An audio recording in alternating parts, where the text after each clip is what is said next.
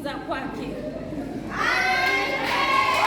Anaitwa Abigaili, mwanamke aliyemcha Mungu daima. Hakujivuna kwa mali wala kwa uzuri wake. Alijifunza kuwa hekima hushinda nguvu za vita. Mungu alikuwa kimbilio lake, ndiye aliyemstiri.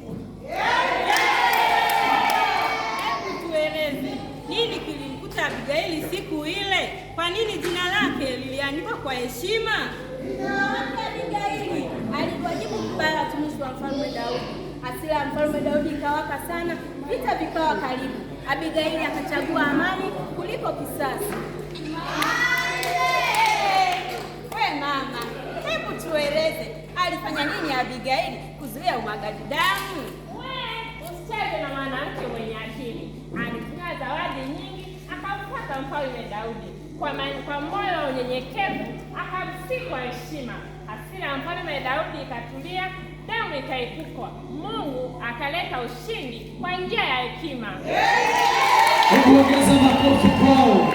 Wanawake wa leo, mwanamke mwenye hekima hujenga wala si kubomoa, hunena kwa upole na kutenda kwa busara, humtegemea Mungu daima katika kila analolifanya.